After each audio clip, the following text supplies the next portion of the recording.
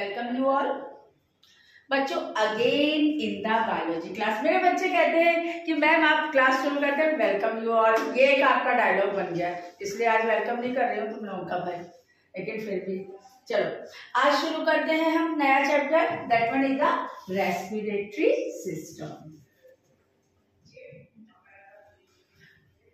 बच्चों respiratory system की बात कर रहे हैं तो यहाँ पर बात करी जाती है कि रेस्पिरेशन क्या आता है। किसी से भी पूछो, अच्छा तुम लोगों से अगर मैं पूछती हूँ क्या है रेस्पिरेशन, तो क्या जवाब मिलेगा? मोस्टली जवाब हमें यही मिलेगा, when we inhale oxygen and exhale carbon dioxide। लेकिन बच्चों ये पूरा हमारा रेस्पिरेटरी सिस्टम नहीं है, ठीक है। रेस्पिरेशन का प्रोसेस केवल हमारा इनहेलिंग ऑक्सीजन और एक्सहेलिंग कार्बन डाइऑक्साइड नहीं है, यहाँ पर हमारा और भी काम है। आप लोगों को पता है ना, प्लांट्स फूड बनाते हैं, प्लांट्स फूड किस फॉर्म में बनाते हैं? ग्लूकोज की फॉर्म में बनाते हैं। किस प्रोसेस के थ्रू बनाते हैं? फोटोसिंथेसिस के थ्रू बनाते हैं। अब ये जो फूड बना ग्लूकोज की फॉर्म में, स्टोर होता है स्टार्च की फॉर्म में, और उस फूड को लेता है कौन? जितने भी कंज्यूमर्स हैं, चाहे हम ह्यूमन बीइंग की बात करें चाहे एनिमल्स की बात करें। तो हमने फूड लिया किस फॉर्म में? ग्लूकोज की फॉर्म में। अब बच्चों क्या आपने फूड लिया और आपको एनर्जी मिल गई? भाई कोई भी फंक्शन का है, हमने कहा कि मान लीजिए आपको 2 दिन खाना नहीं दिया गया। अब खाना नहीं दिया गया, जिस भी स्कूल में तुम लोग पढ़ रहे हो कहते हैं लगाओ राउंड, लगाओ उसके 2-4 राउंड लगा लो, तो क्या पॉसिबल होगा? नहीं होगा। क्यों नहीं होगा? क्योंकि एनर्जी ही नहीं होगी आपके पास, एनर्जी ही नहीं होगी। तो इट मीन्स ये एनर्जी मिल कहां से रही है?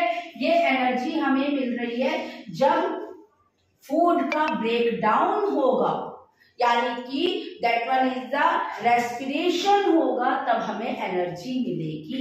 और वो एनर्जी हमें मिलेगी कब? जब फूड का ब्रेक डाउन होगा, किसकी प्रेजेंस में? ऑक्सीजन की प्रेजेंस में। ऑक्सीजन की प्रेजेंस में हम लोग क्या बिना ऑक्सीजन के रह पाएंगे? नहीं। तो ऑक्सीजन की प्रेजेंस में जब ब्रेक डाउन होगा तब carbon dioxide, water plus energy release होगी किस फॉर्म में? एटीपी की फॉर्म में।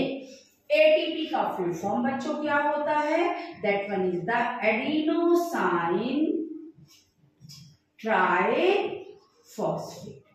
अच्छा, ये तो मैंने अभी तुम्हारे एक बिगनिंग करने के लिए बताया है आपको रेस्पिरेशन, लेकिन यहाँ एक चीज और बताओ। यहाँ तो तुमने ब्रेक डाउन देखा, अब यहाँ पर आप देख रहे हो जब इनहेल हो रहा है आपका नॉस्ट्रिल से, नोज से इन माउथ कैविटी में, आप व्हेन यू इनहेल ऑक्सीजन, तो देखो inhaling of oxygen and exhaling of carbon dioxide, ये आपका कहलाता है एक्सटर्नल रेस्पिरेशन और ब्रीदिंग। 2 स्टेप है, अभी होते कई स्टेप है, उनको भी आप क्लास के अकॉर्डिंग देखेंगे। जैसे मैं कहती हूँ 6, 7, 8 में, तो वहां तुम लोग 2 ही स्टेप पढ़ोगे, लेकिन अब 9th ऑनवर्ड अगर हम देखेंगे तो वहां पर आपको इसको और एलोबरेट कर दी गई है स्टडी। तो ठीक है, पहले मैं फिलहाल आपको 2 स्टेप बता रही हूँ।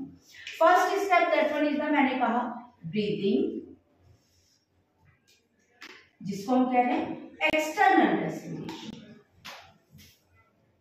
अब इसमें क्या हो रहा है ब्रीदिंग में या एक्सटर्नल रेस्पिरेशन में? यहाँ हम इनहेल कर रहे हैं ऑक्सीजन और एक्सहेल कर रहे हैं क्या? Carbon dioxide. सेकेंड स्टेप यही जिसकी मैंने इक्वेशन लिखी है, that one is the internal respiration और सेल्यूलर रेस्पिरेशन। इंटरनल और सेल्यूलर रेस्पिरेशन। अब मैंने फर्स्ट स्टेप में तो आपको पता है ब्रीदिंग है, जिसमें इनहेल किया ऑक्सीजन और एक्सहेल किया carbon dioxide. Second step cellular respiration, जिसमें ग्लूकोज का ब्रेक डाउन हुआ ऑक्सीजन की प्रेजेंस में और रिलीज हुई carbon dioxide, water plus energy. अब ऑक्सीजन अगर प्रेजेंट, देखो some of the organism they break down that glucose in the absence of oxygen also, जैसे ईस्ट, बैक्टीरिया, फंजाई, और उनमें वो प्रोसेस कहलाता है फर्मेंटेशन और एनारोबिक रेस्पिरेशन। जबकि अगर ऑक्सीजन की प्रेजेंस में है तो वो क्या कहलाएगा? Aerobic respiration. सबसे पहले तो यहाँ पर और भी कुछ क्वेश्चंस आते हैं। जब हमने इनहेल किया तो व्हेन वी इनहेल करते क्या, नॉस्ट्रिल के थ्रू। अब नॉस्ट्रिल के थ्रू इनहेल करेंगे तो कहा जाता है question, why we should inhale air through nostril not through mouth. पहला क्वेश्चन आ गया, क्या आंसर दोगे बच्चों? इन द नॉस्ट्रिल्स, नॉस्ट्रिल में आपके नेजल हेयर्स प्रेजेंट है and these small nasal hairs ये क्या करेंगे, ये आपके they trap the dust particles which are not able to enter into your respiratory tract. Respiratory tract क्या हो, ये जो पूरा आपका जिसके थ्रू एयर हमारे अंदर जा रही है, एक्सेल हो रही है, इनहेल हो रही है, ये पूरा रेस्पिरेटरी ट्रैक्ट। और अगर कुछ किया जाए रेस्पिरेटरी ऑर्गन्स बताइए तो क्या है, सारी है, फेरिंग्स, लैरिंग्स, ट्रैकिया, ब्रोंकस, ब्रोंक्यूल्स, और इसके अराउंड ये बैलून लाइक स्ट्रक्चर आपको दिख रहे हैं, ये बैलून लाइक स्ट्रक्चर ये कहलाते हैं एल्वियोलाई। ओके, तो वाटर जो भी एयर है वो जब एंटर हुई, लैरिंग्स इसको हम कहते हैं एडम्स एप्पल और वॉइस बॉक्स भी बोलते हैं। क्यों? क्योंकि ये प्रोड्यूस करती साउंड। फेरिंग्स का भी ध्यान करिएगा, नोट करिएगा। Pharynx it is the common passage for food and air, याद रखिएगा question. Then common passage for food and air, that one is the pharynx. ठीक है, तो एयर गई नॉस्ट्रिल्स के through, pharynx, larynx, then trachea, और ये ट्रैकिया डिवाइड हो गया दो ब्रोंकस। ये ब्रोंकस गया कहाँ, लंग्स के अंदर। अगेन ये ब्रोंकस आपका सेकेंडरी और टर्शरी ब्रोंक्यूल्स में डिवाइड होता है, जो कि सराउंड होता है आपका ये balloon like structure alveoli. Alveoli, they are richly supplied with blood vessels. Richly supplied with blood vessels. अब पता है क्या होता है, अब जब आप इसको इक्वेशन लिखनी हो तो लिख लो, अभी वैसे फिर बाद में भी बताऊंगी मैं इसको। ठीक है, तो मैंने बताया alveoli richly supplied with blood vessels, और जस्ट ये प्रेजेंट किसके अंदर है, ये सारा स्ट्रक्चर किसके अंदर, लंग्स। दो हमारी लंग्स है। अब यहाँ पर लंग्स के जस्ट नीचे एक आपका that structure, it is known as diaphragm. It is known as diaphragm.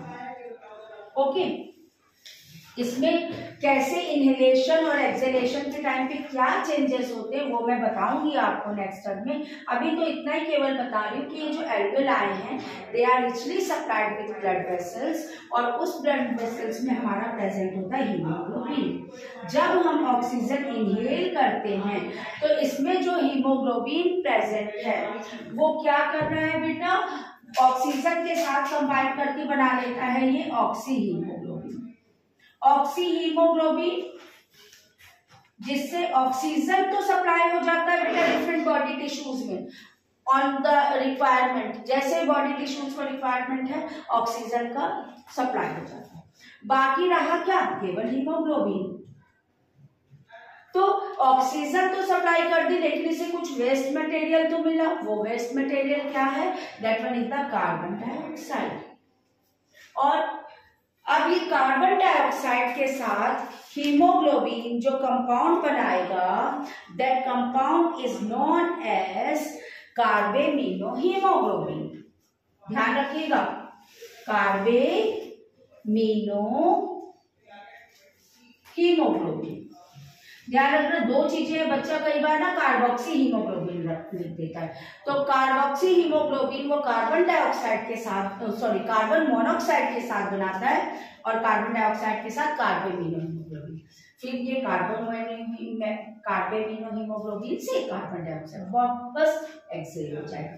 ये तो अभी केवल ब्रीदिंग का इनहेलेशन एक्सेलेशन बताया है। अब इसमें क्या चेंजेस होंगे, कैसे होगा इनहेलेशन के टाइम पे, क्या एक्सहेलेशन के टाइम पे, वो नेक्स्ट पार्ट में मैं बताऊंगी। आज के लिए ये पार्ट आप लोग तैयार करिएगा, ठीक है बच्चों। तो दिस, और जो भी आपको कोई चाहिए, कोई नया वीडियो, कुछ भी, क्या इसमें आपको कमी लगी कुछ, तो कमेंट बेटा कर दिया करो। कमेंट के साथ साथ जरा लाइक सब्सक्राइब भी करो, तब तो आगे कुछ मेरा भी मन लगे कि हाँ तुम लोगों को आगे और अच्छे से पढ़ाने की कोशिश करूं, ठीक है। तो this is all for today's class, thank you.